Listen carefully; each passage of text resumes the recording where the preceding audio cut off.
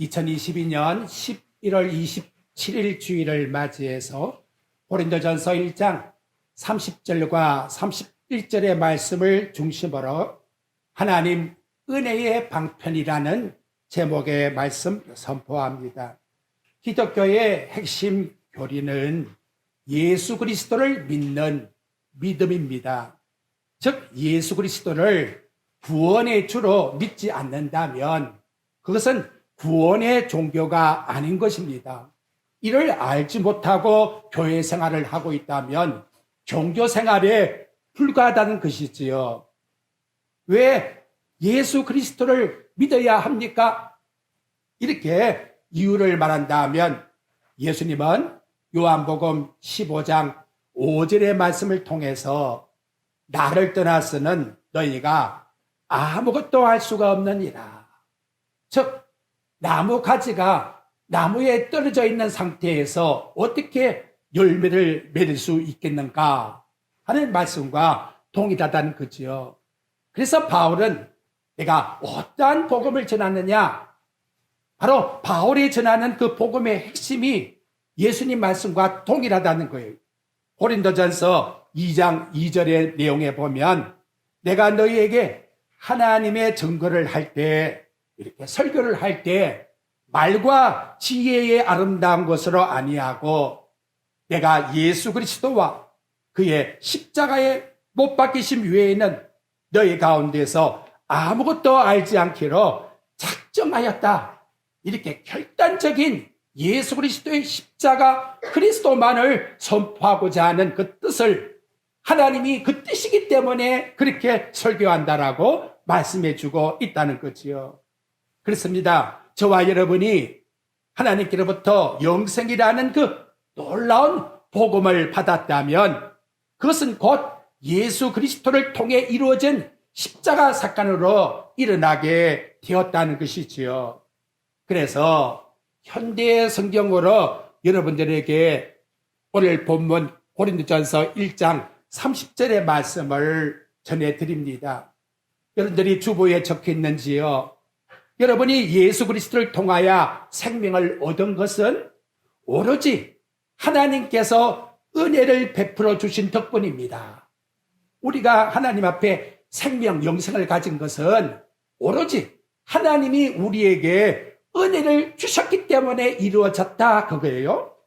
다음, 하나님께서는 당신의 구원의 계획을 우리에게 알리시는 일을 그리스도께 맡기신 겁니다. 나와 여러분들의 모든 영생을 얻는 구원의 그 모든 일을 하나님은 당신의 아들 그리스도께 전체를 싹 다 맡기셨다. 이렇게 말씀하는 거예요. 그래서 그리스도께서는 하나님으로부터 나오셔서 우리의 지혜가 되셨고 하나님께서 우리에게 그를 받아들이도록 하셨습니다. 이렇게 일러주고 있습니다. 그래서 또한 우리를 바르고 거룩하게 하고 또 우리를 자유롭게 살게 해주시려고 친히 그 몸을 내어주셨습니다. 이렇게 오늘 본문 말씀을 쉬운 성경에서는 보태어서 쭉 설명을 하면서 일러주고 있습니다. 그렇다면 이 중에 한번 생각할 것이 하나님께서는 구원을 얻고자 하는 자에게는 성령을 통해서 하나님의 그 감추인 지혜를 주신다는 거예요. 그 지혜가 뭐냐? 예수 그리스도께서 주인, 구원의 주가 되신다 하는 사실을 깨닫게 하는 지식이라는 거예요. 나와 여러분이 구원받은 자라면 다 공통점이 있어요.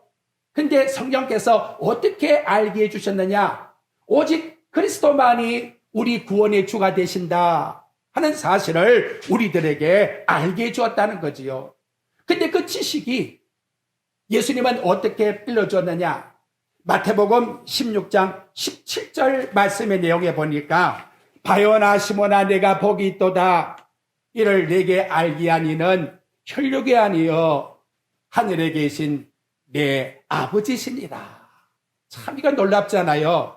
하늘에 계신 아버지가 예수님께 모든 우리 구원의 것을 다 맡기셨는데 그리스도께서 성령을 통해서 나와 여러분들에게 깨닫는 은혜를 주심으로 말미암아 십자가상에 못 박히신 그분이 나의 구원자가 되십니다 하는 걸 알게 되었다는 거예요. 여러분, 이 사실은 이 세상의 어떠한 지혜와 지식보다도 최고봉의 높은 하나님만이 우리에게 주시는 하나님의 자녀만이 알게 되는 지혜의 지식이라는 것을 하나님 앞에 진실로 감사함을 드려야 합니다. 바울 사도가 사울 되었을 때에 그는 가말리엘 문화생으로 공부했고 당대 율법의 박식한 학자였습니다. 근데 그 모습이 어땠습니까? 예수께서 하나님이신 것을 알지 못했기 때문에 나아가서 예수 믿는 사람을 옥에 가두는데 앞장을 섰다는 거예요. 다메섹 도상으로 내려갈 때에 예수님이 공중에서 일러준 말씀이 있습니다. 그것이 뭐냐? 네가 어찌해서 나를 핍박하느냐?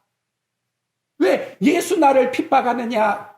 아니, 율법의 모든 학박사인데 모든 걸 알고 있는데도 불구하고 왜 예수님을 박해하는 자로서 적과 적의 관계가 되었나 이 말이죠. 여러분, 이 뜻 속에는 굉장히 놀랍습니다. 이 세상에 어떤 문화와 과학과 지식과 모든 것이 다 있다 할지라도 예수 그리스도를 빼뜨려 버리게 되면 거기에는 아무런 의미가 없다는 거예요. 예수님을 대적하는 문화가 되고 예수님을 대적하는 지식이 된다는 거예요. 그걸 이제는 사울이 깨닫고 돌이켜서 그 다음 행동이 어땠느냐? 사도행전 9장 20절에 나가보니까 적시로 회당에서 예수가 하나님의 아들이신 것을 전했다. 그것이 계속 반복해서 나오고 있다는 거예요. 이것이 여러분 변화된 삶이자 하나님이 주시는 놀라운 지혜의 지식이라는 거예요. 이걸 바울 사도는 어떤 마음을 품고 살았느냐? 빌립보 3장 8절에 보면 또한 모든 걸 해로 여기는 것은 내 주 그리스도 예수를 아는 지식이 가장 고상하기 때문이라. 내가 그를 위하여 모든 걸 잃어버리고 배설물로 여김은 그리스도를 얻고 그 안에서 발견되려 함이니. 이제 사울이 바울로 변한 다음 예수님께 대한 그 고상한 지혜의 지식의 가치를 어느 정도 알았느냐? 세상 모든 것과 비교해 볼 때에 쓰레기와 같다. 이렇게 고백을 하고 있다는 것이지요. 나와 여러분이 정말 예수님을 아는 이 놀라운 구원의 지식을 받은 자라면 세상 것과 평가할 때에 도저히 비교할 수가 없다는 거예요. 그래서 제가 책을 읽다가 옛날 성 어거스틴이 키케로라고 하는 유명한 로마의 철학자의 책을 읽다가 그냥 창밖으로 집어 던져버렸어요. 이유가 뭐냐?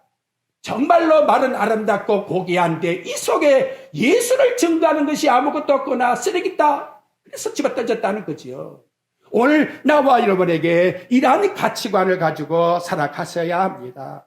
하늘의 영광이신 예수 그리스도가 누구신지를 아는 지식은 세상의 어떤 지식과 철학자에서 나온 것이 아니에요. 오직 하나님이 당신의 택한 백성에게만 성령을 통해서 우리에게 부어주었다. 얼마나 감사합니까?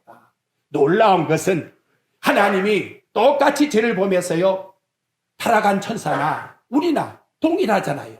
하나님의 공의성도 동일하잖아요. 그런데 타락한 천사는 하나님이 기회를 주지 않아요. 영원한 형벌에 처하리라. 놀라운 것은 나와 여러분 타락한 우리들을 속량하기 위하여 당신의 아들을 십자가상에 내어놓아 주시고 우리를 구원해 주어서 하나님의 자녀라고 하는 이 놀라운 은혜의 신분을 받게 했으니 그분의 그 긍휼과 자비와 사랑의 풍성함은 정말 어찌 감개무량하지 않습니까, 여러분? 찬송을 어떻게 안 드릴 수가 있겠나라는 것이지요. 여기에다가 여러분 또 놀라운 것이 있습니다. 그것은 뭐냐? 이 놀라운 하늘나라의 영광의 비밀의 지식을 누구에게 주었느냐? 당시에 로마에 준 것이 아니에요. 오늘 보면 말씀의 내용에 보니까 고린도에 있는 이방인들에게, 로마의 정치가들에게 준 것이 아니라 고린도에 살고 있는 이방인들에게. 그래서 여러분 보고 있는 고린도전서 1장 2절 말씀을 보십시오. 이거 얼마나 감개무량한 하나님의 은혜입니까? 고린도에 있는 하나님의 교회 곧 그리스도 예수 안에서 거룩하여지고 성도라 부르심을 받은 자들에게 이 복음을 주었다는 것이지요. 오늘 나와 여러분에게 적용해 보십시오. 21세기의 죄악으로 관영한 이 시대 가운데서 우리 안장에 흩어져 있는 우리 성도들에게 이 복음의 하나님의 은총의 복을 입게 되었다는 것, 누리게 되었다는 것, 이 이상 더 무엇이 가치가 있겠나라는 거예요. 엊그저께 보니까 2700쪽을 가졌다고 사우디아라비아 황세자 부유함을 막 자랑을 하더라고요. 그런데 여러분, 정말 그것이 진정한 부유의 가치의 행복일까요? 남녀노소 누구를 막론하고 성령이 택하여 예수님이 하나님의 아들이라는 영적 비밀의 지식을 알지 못한다 하면 아무런 가치가 없는 거예요. 얼마 안에서 보십시오. 그분도 죽었다 이렇게 되는 거예요. 이게 얼마나 우리에게 놀라운 가치냐라는 거예요. 다윗은 이미 구약 때의 이 가치를 알아서요. 그래서 시편 8장에서 고백을 해요. 여러분, 우리도 이렇게 고백을 했는지요? 여호와 우리 주여, 여호와 나의 주여, 주의 이름이 온 땅에 그리 아름다우지요. 어떻게 이렇게 귀중한 복을 나에게 주셨나이까? 주의 영광이 하늘에 덮였나이다. 사람이 무엇이 간데, 인자가 무엇이 간데, 내가 무엇이 간데 그렇게 나를 생각해 주시나이까? 어찌해서 날 이렇게 돌봐주시나이까? 옥동이었던 내가 어떻게 왕이 될 수가 있었나이까? 하나님보다 조금 못한 존재로 우리를 삼아주셨다라고 이렇게 고백을 드리고 있어요. 바울 사도도 마찬가지입니다. 복음을 깨달은 사람은 아니 찬송할 수가 없습니다. 로마서 12장 33절에 말씀합니다. 영광의 구원의 비밀을 아는 지혜를 주신 하나님께 찬양을 드립니다. 그것을 현대 성경에는 어떻게 나와 있느냐? 오, 우리의 하나님은 얼마나 위대하신지요. 그분의 지혜와 지식과 분은 얼마나 크신지요. 그분의 결정과 방법을 우리에게 어떻게 이해할 수가 있겠습니까? 그렇습니다, 여러분. 하나님의 구원의 그 놀라운 비밀의 지식을 그리스도를 통해서 우리에게 주신 것을 우리가 어떻게 다 이해할 수가 있겠습니까? 이걸 묵상하고 고백하고 찬양하고 기쁨으로 여러분의 삶 속에서 나타내었습니까? 마땅한 것입니다. 하나님의 자녀면 마땅히 나타내는 것입니다. 이것이 첫째 우리에게 주시는 말씀입니다. 두 번째로는 그리스도께서 우리에게 뭐가 되셨다고요? 의가 되셨다라고 이와 같이 일러주고 있습니다. 30절 하반절에 그렇게 나와 있지요. 의로움. 이 의로움이라는 것을 신학적 정확한 해석을 보니까 이렇게 나와요. 하나님께서 받아들일 수 있는 조건이 되었다. 그것이 의라는 거예요. 하나님은 공의의 하나님이시기 때문에 인간의 범한 죄를 어떤 인간의 조건과 이유를 아니면 공로를 아니면 인간의 희생을 갖다가 다 드린다. 내 몸을 불사드린다 할지라도 하나님이 우리 죄를 용서하지 않는 거예요. 그런데 딱 한 가지. 하나님이 받으시는 조건이 뭐냐? 당신의 아들이 이 땅에 오셔서 십자가에 들이신 그 십자가의 제단의 희생제물의 피는 하나님께서 용납하시고 받으셨다는 거예요.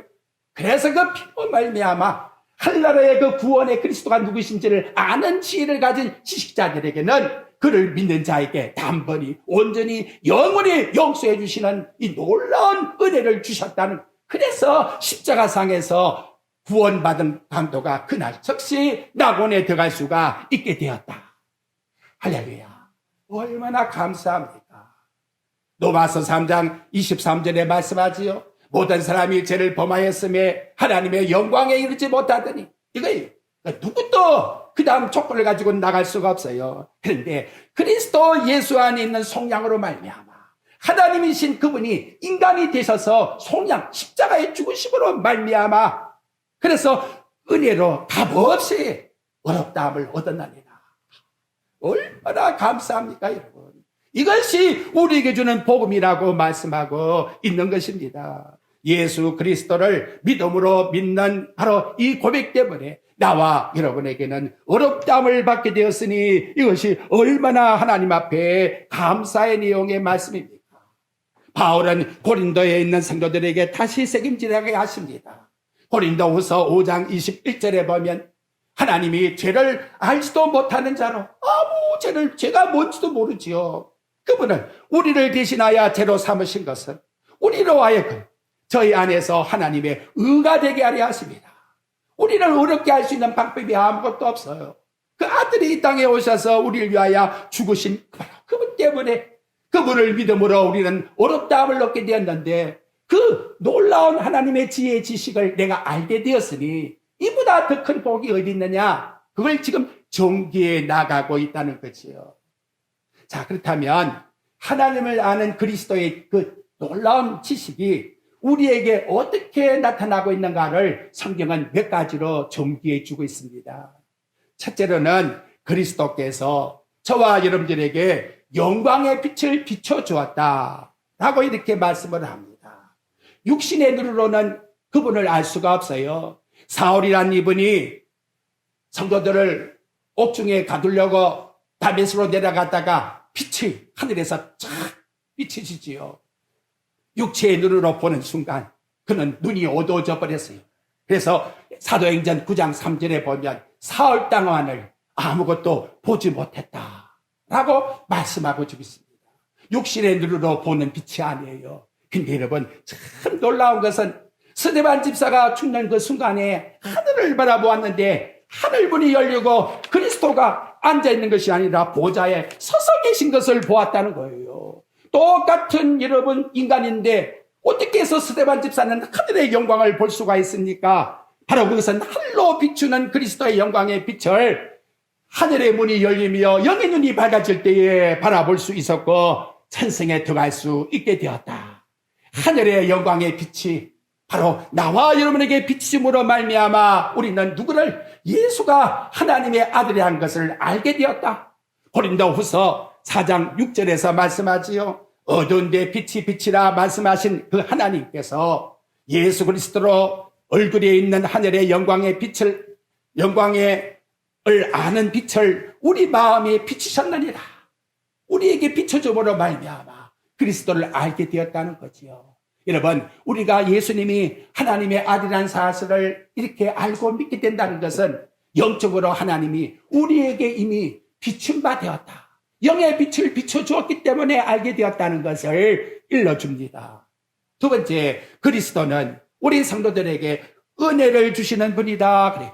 요한복음 1장 16절 우리가 다 그의 충만한 데서 받으니 은혜 위에 은혜를 하라. 이거 말이 좀 어렵지요?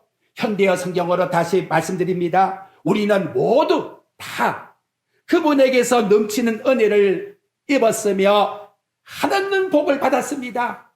앞으로 복을 주시오가 아니라 이미 우리는 한없는 복을 그분을 통해서 받았는데 무엇으로? 은혜로 우리가 받았다라고 말씀하고 있다는 거지요. 저와 여러분이 그 그리스도가 누구신지를 알고 그분이 나의 구원해 주라는 것을 아는 바로 우리의 심령 속에는 하나님의 은혜가 지속적으로 우리에게 공급되는데 하나님의 놀라운 지식의 지혜가 충만하게 우리 마음속에서 나오고 있다는 거지요.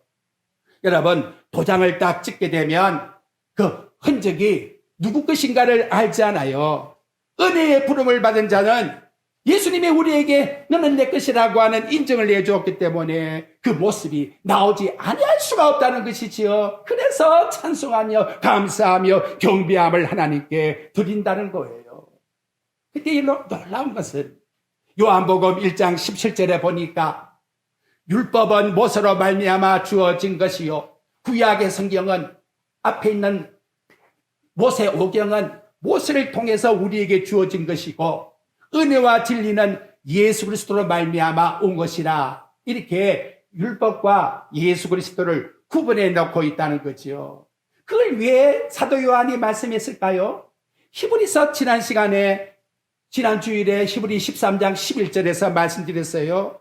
율법에 매달려서 구원을 찾으려고 하는 유대인들이 있다면 그게에는 구원이 없습니다. 이게 현대어 성경에 나오는 말씀이에요.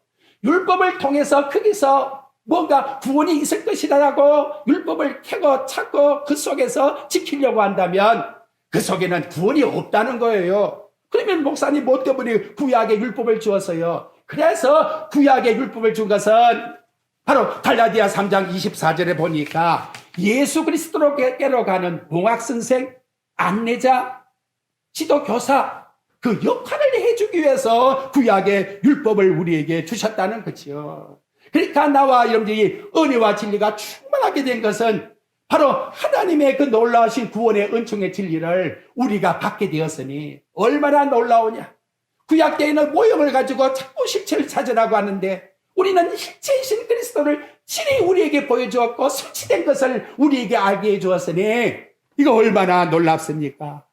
이걸 안다면 세 번째, 그리스도는 바로 나와 여러분들에게 신령한 기쁨과 감격을 넘치게 해주고 있습니다. 이 그리스도가 내 마음속에 구원해 주란 사실을 알게 되면 그것은 마치 감추인 부활을 찾은 것과 같고 또 찾으려고 애쓰던 진주를 구한 것과 같다. 예수님이 그렇게 말씀을 해요. 여러분 생각해 보십시오. 길을 가다가 조금 땅이 이상해서 캐보니까 그 속에 보물이 있더라는 거지요. 어떻게 할까요? 그걸 묻어놓고 가서 그 집주인에게 이걸 자기 가산을 다 팔아서 샀다는 거예요. 내게 정말로 좋은 진주가 없을까? 자꾸 찾다가 발견해서요. 그래서 자기 가산을 다 팔아가지고 그 진주를 샀다는 거예요. 마치 그와 같은 그 얻었을 때의 기쁨은 비교할 수가 없어. 어떤 것과 비교할 수가 없어. 이 한 시간도 나를 구원해 주신 그 구속주이신 예수 그리스도를 아는 자들은 로마서 5장 5절 말씀에 보니까 성령을 통해서 하나님의 사랑이 우리 마음에 구원받아서 하나님의 성령이 우리 마음속에 그런 구원받는 사랑을 통해서 기쁨을 주신다라고 나와 여러분이 얻고 있다는 것을 고백해야 해요. 그래서 바울이 성령 충만이 뭐냐? 에베소 5장 19절에 보니까 시와 찬송과 신령한 노래로 서로 하다 봐라. 여러분, 이 한 시간도 내 속에 기쁨이 없는 예배를 할 것 같으면 그는 반딧불과 같은 거예요. 열이 없어요. 보이기만 보이지. 빛만 났지 아무 의미가 없는 거예요. 정말 내가 그리스도가 나를 구원자라는 사실을 알면, 내가 생명의 주가 내게 와 있다는 사실을 알면 기쁨과 감격이 벅차오르는 것 같은 마음을 가지고 한다는 거죠. 여러분, 살아있는 물고기는 요만한 조그만 거라도 그 큰 강물을 거슬러 올라갈 수가 있는 거예요.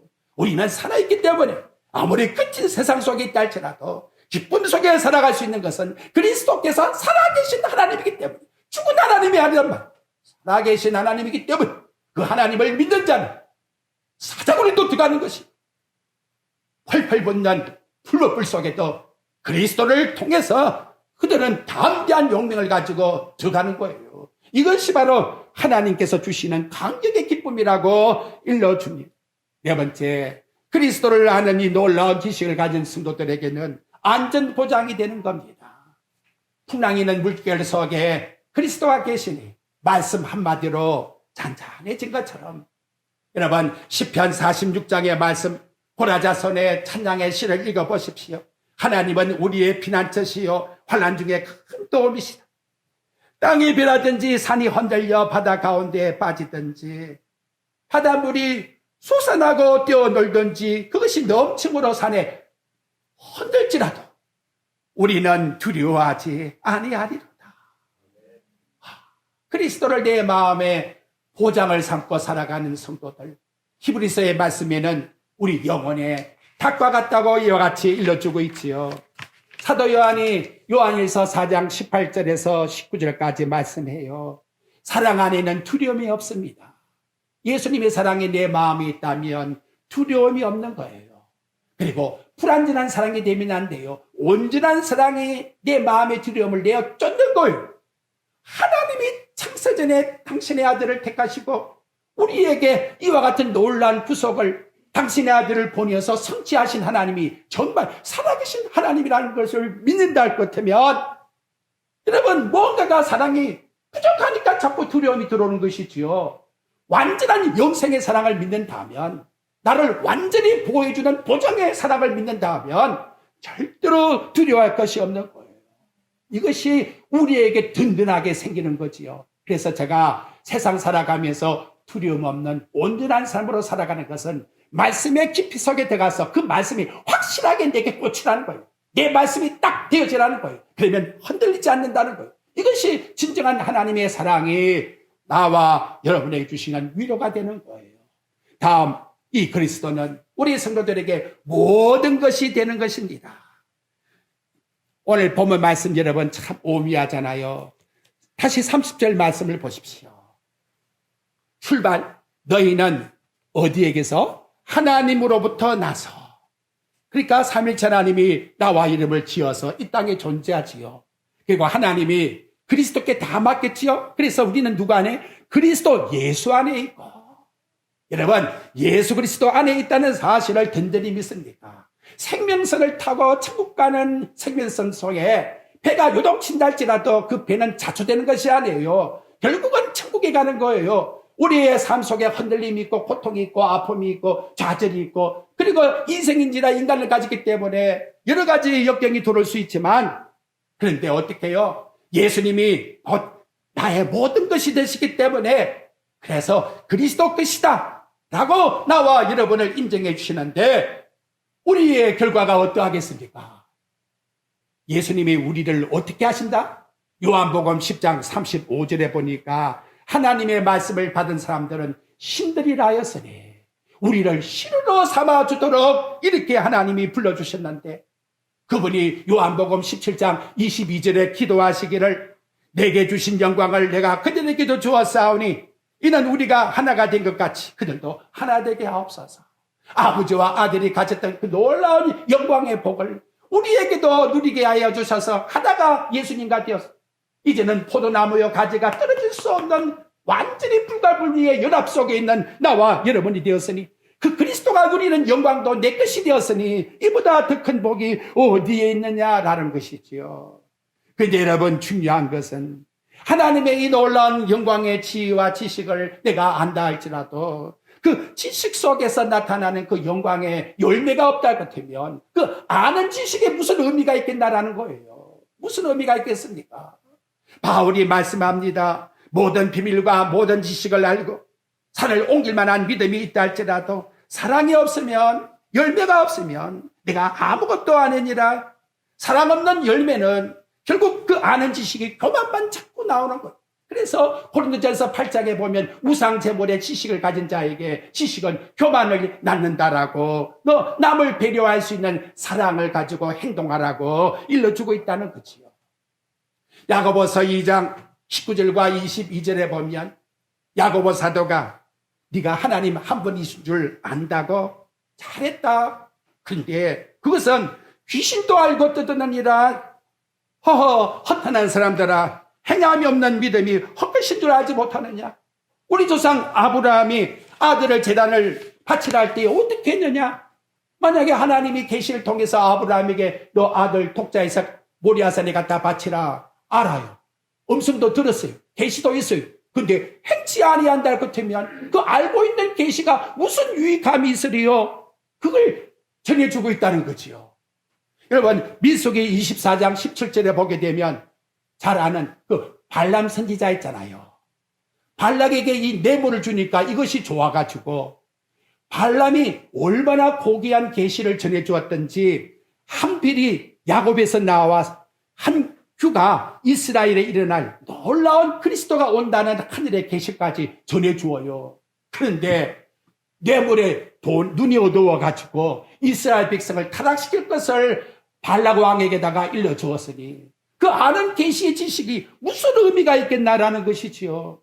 여러분 유대인 보십시오. 이방인보다도 먼저 하나님의 계시 말씀을 받았잖아요. 수칠년 동안 얼마나 많은 양을 잡고 제물을 잡아서 하나님께 드렸습니까? 막상 예수님이 오고 나니까 예수님을 정신병자라고 돈을 가지고 쳐 죽이려고 네가 무슨 하나님이냐? 그게 뭐냐 말이에요. 그 아는 그 지식이 그 율법이 뭐냐 말이에요. 참으로 놀라운 것은 성령의 역사가 아니고서는 이 사실을 깨달을 수가 없다는 거. 그래서 여러분 지금 보고 있는 고린도전서 2장 12절 한번 보십시오. 하나님이 뭐라고 말씀하시는가? 우리가 세상의 영을 받지 아니하고 오직 하나님으로부터 온 영을 받았으니 이는 우리로 하여금 하나님께서 우리에게 은혜로 주신 것들을 알게 하려 합니다. 이게 정말 하나님 주시는 말씀이지요. 우리가 이것들을 말하거니와 사람의 지혜가 가르친 말로 아니하고 오직 성령께서 가르친 것으로 하니 영적 일은 어떻게? 영적인 것으로 분별하느니라. 여러분 14절 보십시오. 육에 속한 사람은, 하나님이 택하지 않는 사람은 하나님의 성령의 일들을 받지 아니하나니 이는 그것들이 그들에게 어리석게 바보 천치들이라 믿는 거야, 이렇게 생각해진다는 거예요. 또 그는 그것들을 알 수도 없어요. 그런 이들은 어떻게? 영적으로만 분별하느니라. 확실하게 나와 여러분들에게 일러주고 있지 않습니까? 몸이 지체에다가 온갖 영양분을 공급하잖아요.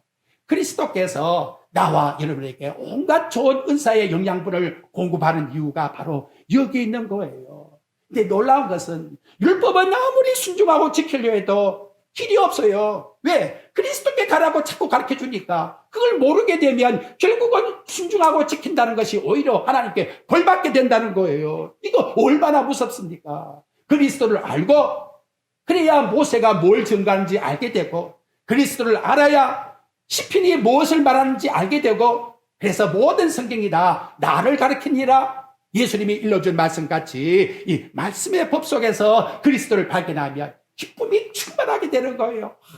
우리 하나님께서 그리스도를 통해서 이와 같이 했구나.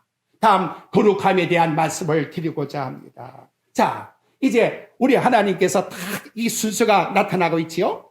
첫째로는 지혜라고 하는 계시의 지식을 우리에게 주셔서 예수가 그리스도한 사실을 알게 되었고, 두 번째로는 어렵담, 하나님이 받으시는 제물은 오직 그리스도뿐이라는 사실을 우리에게 믿게 하셨고, 그 믿음으로 끝난 것이 아니에요. 구원이라는 것이 하나님이 이루어질 때에 단번에 영원히 온전히 단번에 이루어지지만, 우리 성도의 삶의 생활은 세상 속에서 죄와 싸우기 때문에 거룩함을 항상 우리의 생활 속에서 가져야 될 것을 일러주고 있다는 말씀이지요. 그런데 여러분 어떻습니까?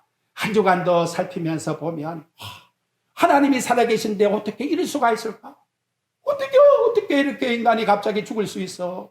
어찌하여 하박국 선지자가 3번씩이나 하나님 앞에, 그리고 아사비는 내가 정말 넘어질 뻔했다, 거의 넘어질 뻔했다. 성경을 기록하고 있는 분들도 이와 같은 고백을 하고 있다는 거지요. 그런데 여러분 이거는 하나 봐야 돼요.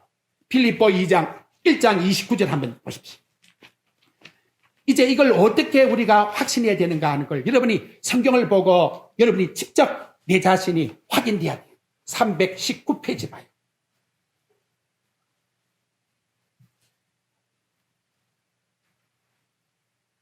319페이지.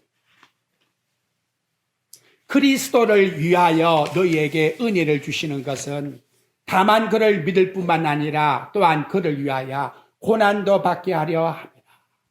여러분, 거꾸로 여러분들이 쭉 해서 올라가야 쉽게 해석이 돼요. 내게 고난이 있는 것은, 내가 믿게 되는 것은 그리스도께서 주신 것인데 나를 위함이 아니라 그리스도를 위하여, 그를 위하여 고난도 받게 합니다. 보십시오. 제 말입니다. 아니잖아요. 그리스도를 위하여, 그리고 그 다음 머리 밑에 그를 위하여 뭐도 받는다? 고난도 받게 합니다. 여러분 지금 생활고가 어렵고 힘들다 이렇게 말씀할 수 있지만, 그것이 여러분 내가 지금 고통과 고난을 당한다고 생각하면 육체의 생각이에요. 내가 지금 현실적으로 당하고 있는 고통과 아픔과 고난이 그분 때문에 나는 지금 당하고 있다는 거예요. 그 구원해 주신 그 은혜가 무언가를 나와 있는들에게 깨닫게 해주기 위해서 그분이 우리에게 주신 것이고, 그분을 위해서 고난당하고 있다는 것을 고백하십시오. 이걸 고백하게 못하게 되면 그 다음에는 원망이 나오고 불평이 나오고 짜증이 나와요. 그런데 정말로 나를 하나님께서 이 세상 가운데서 하나님 자녀로 삼기 위해서 이런 고통을 주었다면, 여기와 같이 주신 자도 여호와시요 취하신 자도 여호와시라고 어떻게 찬송이 나오게 된다는 것이죠. 이것이 바로 우리에게 주시는 거룩함이라고 말씀하고 있습니다. 마지막 네 번째 내용은 뭐죠? 거기 내용에 보니까 우리 성경은 구원이라고 하는 단어를 쓰고 있지요.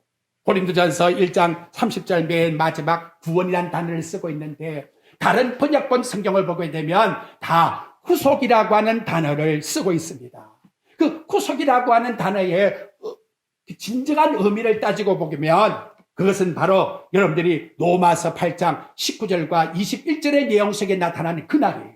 이 모든 세상의 피조물들이 지금 굴복하고 있지만 바로 그 오실 분을 언제 오실까? 우리가 구원받아 하나님 자녀가 되는 그날을 사모하고 있다. 그날이 바로 우리에게 영원한 구속의 날이라고 말씀하고 있다는 것이지요. 단순한 구원이 아니고 나와 여러분에게 영원히 사는 영생의 영원 복락을 주는 그날이 온다는 것이지요.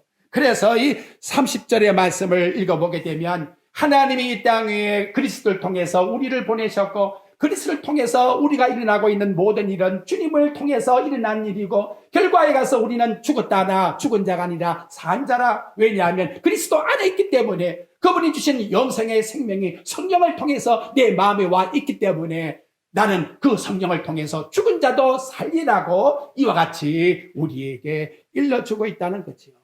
여러분, 이 놀라운 영광의 가치를, 그리스도의 가치를 알고 있습니까? 솔직히 한번 우리 자신을 생각해 봐요. 핸드폰을 하루에 몇 번 봐요. 그리고 핸드폰이 어디 있는지를 머릿속에서 생각해요, 안 해요? 아, 이게 어디 있지라? 늘 잠재적으로 생각하지요. 여러분, 지갑에 좋은 돈을 넣고 다녀 보십시오. 내 지갑에 몇 억짜리 수표가 있는가 없는지를 확인하겠습니까? 안 하겠습니까?